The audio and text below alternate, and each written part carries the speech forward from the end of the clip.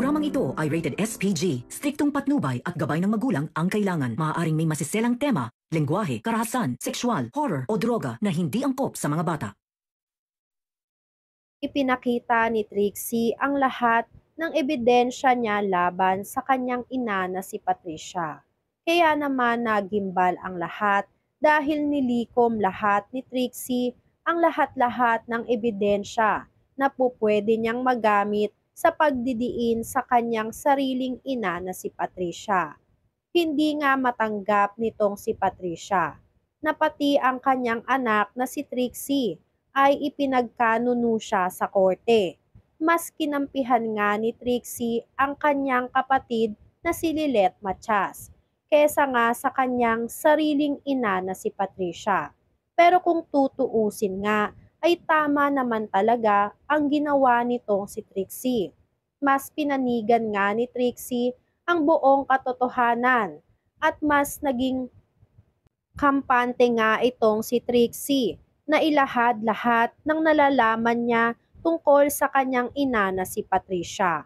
Dahil hindi na kaya ni Trixie na dalhin ng kanyang konsensya ang lahat ng pagtatakip niya sa kanyang ina na si Patricia.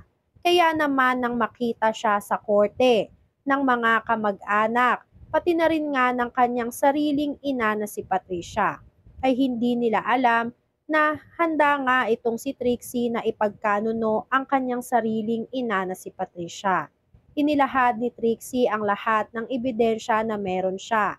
Merong inihanda si Trixie na video kung saan nakuhanan niya ang kanyang ina, nakausap si Attorney Alon sa kabilang linya at nagsasabi ng lahat ng krimen na nalalaman nitong si Attorney Alon.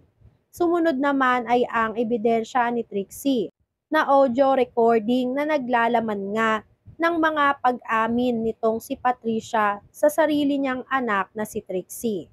Hindi kasi alam nitong si Patricia na pasikreto siyang inirecord ng kanyang anak na si Trixie para daw kasi sa darating na araw na kakailanganin nga nitong si Trixie na ipagtanggol nga ang kanyang kapatid na si Lilet ay meron siyang matibay na ebidensya na makapagdidiin na nagsasabi talaga ng totoo itong si Trixie. Napakahusay nga ng pagkaka-character development nitong si Trixie sa teleserye nga nitong Attorney Lilet Matias. Dahil hindi nga natin akalain na ang dating kaaway nitong si Lilet ay siya naman ngayon ang kumakampi sa kanya at pati ngang sarili niyang magulang ay nagawa nga niyang talikuran para lang itama ang lahat ng mga pagkakamali. Ngunit isang malaking katanungan nga ay ito na nga ba talaga ang katapusan ng kasamaan nitong si Patricia? Dahil nga sa ginawa nitong attorney niyang si Attorney Zamora, tinalikuran nga siya nito na hawakan ang kaso nitong si Patricia. Dahil maging ngang itong si Attorney Zamora ay hindi na matiis ang pag-uugali nitong si Patricia. Sinabihan ba naman niya si Attorney Zamora na binabayaran lang naman siya nitong si Patricia. Kaya gawin daw ni Attorney Zamora kung ano ang nararapat. Pero hindi na nga nakapagpigil pa itong si Attorney Zamora. Ginawa niya nga ay binitawan niya ang kaso laban kay Patricia. Sinabihan niya si Patricia na hindi niya kailangan ng pera nitong si Patricia dahil magbibitiw na siya sa kaso. Kaya naman itong si Patricia ay wala nang nagawa. Iniwan na siya ng kanyang sariling abogado. Balisa at hindi na alam ni Patricia kung ano pa ang gagawin niya.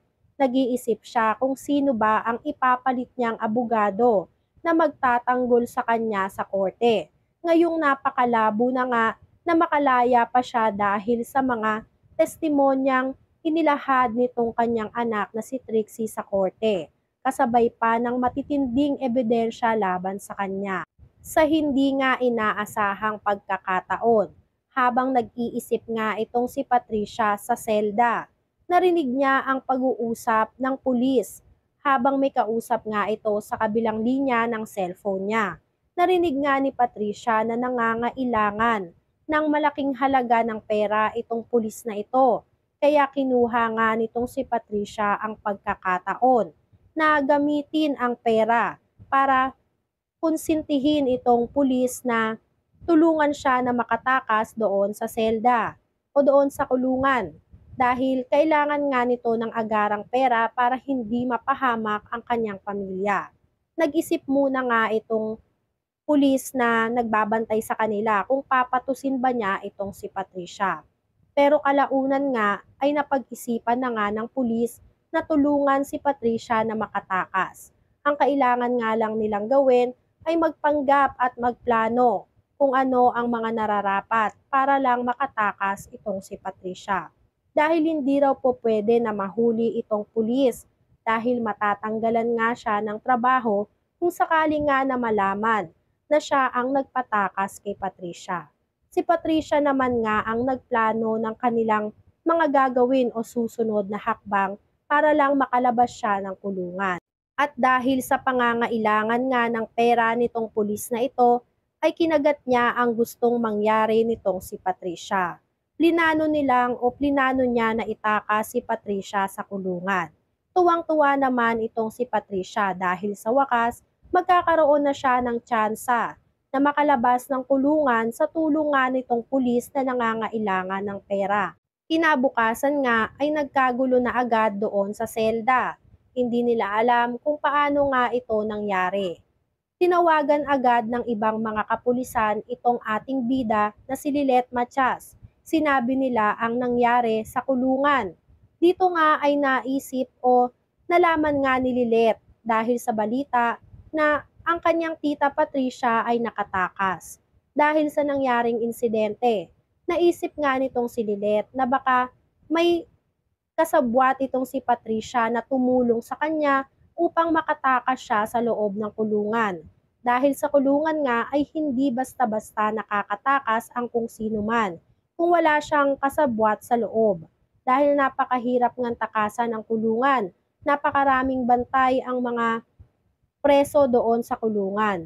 Kaya naman bagong problema na naman ito para sa ating bida na si Lilet Matias. Tinanong nga ng ating bida sa isang kapulisan sa kabilang linya kung kamusta na ba ang lahat ng nandoon sa preso o nandoon sa kulungan. Sinabi nga nitong pulis na okay lang naman sila, ang kaso nga lang, ang masamang balita nga ay nakatakas pa nga itong nililitis na si Patricia Engano. Kaya naman hindi na alam nitong ating bida na si Lilet kung ano pa ang gagawin niya. Kailangang mahuli muli ni Patricia Engano para nga naman mapagbayaran nitong si Patricia ang lahat-lahat ng ginawa niyang krimen, lahat-lahat ng ginawa niyang kasalanan sa pamilya nitong si Lilet Matias. Pati na rin nga ang trauma na ibinigay niya sa sarili niyang anak na si Patricia. At dahil nga sa nangyari ay makakarating nga ito, ang balitang ito sa presidente nga dito sa Lilet Matias. Kaya naman mas lalong liliit nga ang mundo nitong si Patricia kahit pa nakatakas pa siya. Yan nga ang mga kaganapan at mga dapat nating abangan dito sa Lilet Matias. Kung gusto nyo pa ng mga ganitong klaseng video ay mag-subscribe at i-like itong video na to. Maraming salamat po.